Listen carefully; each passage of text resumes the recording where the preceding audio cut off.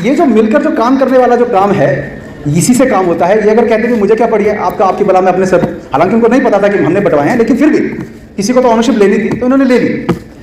तो ये दर्शाता है कि ये जो एक मंच में सब लोग बैठे हैं किसी ऐसे कारण से नहीं बैठे, सबके अंदर वो जज्बा है, इस कारण से बैठे हैं। तो हमने फिर उसके बाद जो लोग पूछते हैं कि एक एम का कौन ओनर है, कहाँ बना, कैसे बना, मैं उनको कहता हूँ कि हमारे सामने बना है, हमने देखा है।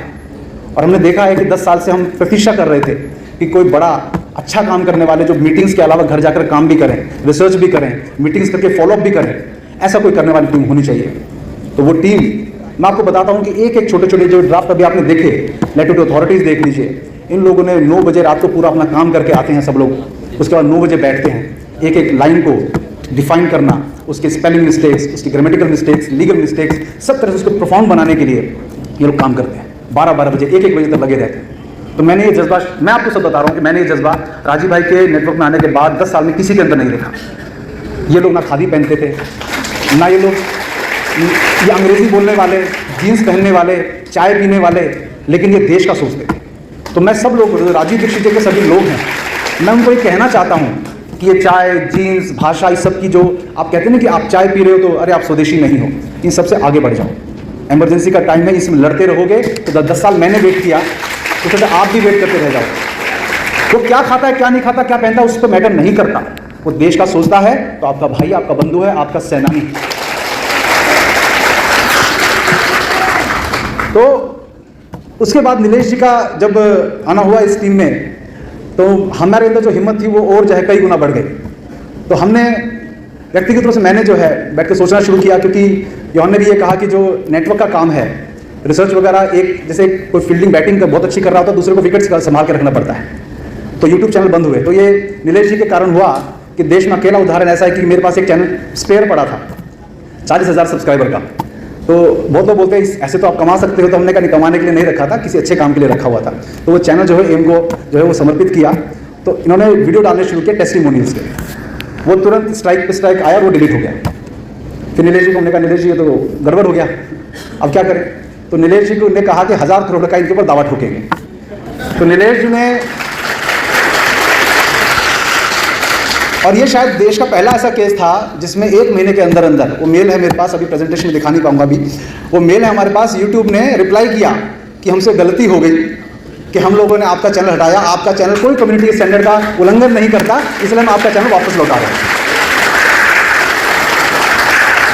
तो ये बहुत बड़ी जीत थी। और अब आपको मैं बताता हूं कि उस चैनल पे हम वही वीडियोस वैक्सीन लिखकर, बोलकर, टेस्टिमोनियल डाल रहे हैं। यूट्यूब की हिम्मत नहीं हो रही कि उसके अंदर कोई स्ट्राइक लेके आ जाए।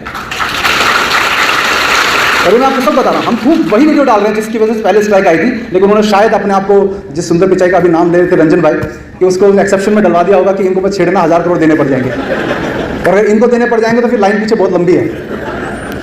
तो ये बहुत बड़ी उपलब्धि थी। तो हमने उसके बाद स्कूल्स के प्रिंसिपल्स को कॉल करना शुरू किया। हम कहते थे कि हम अवेक इंडिया मूवमेंट से बोल रहे हैं। तो हमने देखा कि कानूनी लड़ाई लड़ने का जो सबसे ज़्यादा जो अंग्रेजों ने हमारे देश में किया, जो जुडिशियल सिस्टम बनाया, वो इसलिए नहीं बनाया कि हमें न्याय मिल जाए, इसलिए कि आपको न्याय ना मिले।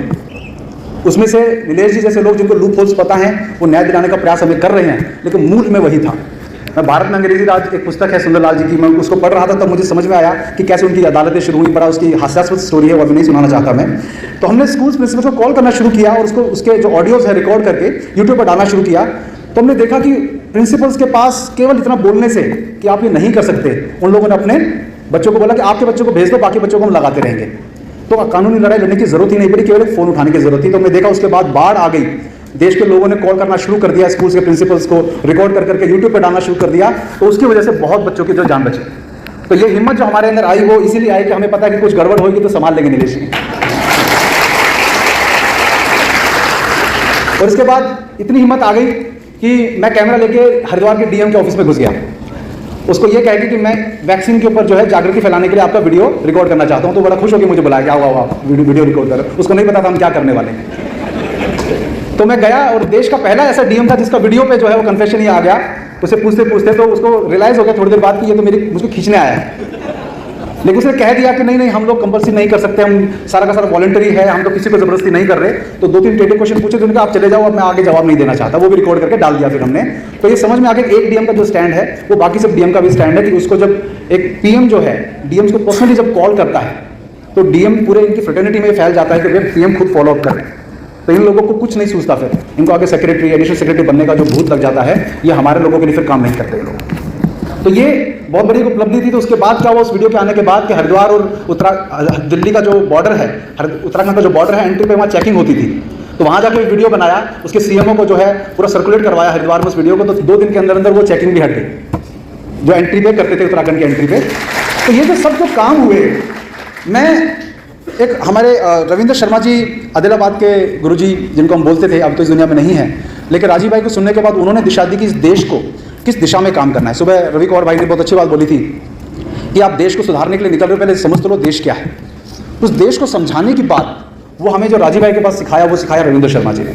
आप लोग कभी चाहें तो यूट्यूब पे सुनिएगा, हालांकि उनके देहांत के बाद ही उन्होंने परमिशन दी कि उनके वीडियो हम यूट्यूब पे डालें। उन्होंने एक बात बोली थी जो मैं आपको सबको बताना चाहता हूँ, क्योंकि हमें बहुत कॉल आते हैं और ये एम के जो सदस्य हैं, बनने वाले हैं, बन चुके हैं, और जो इनके सदस्य नहीं भी हैं लेकिन देश में काम कर रहे हैं, उस बात को समझ लीजिए कि आप लोगों अपने कंधे पे लोड लेके कभी मत चलना कि आपने ही देश को सुधारना है।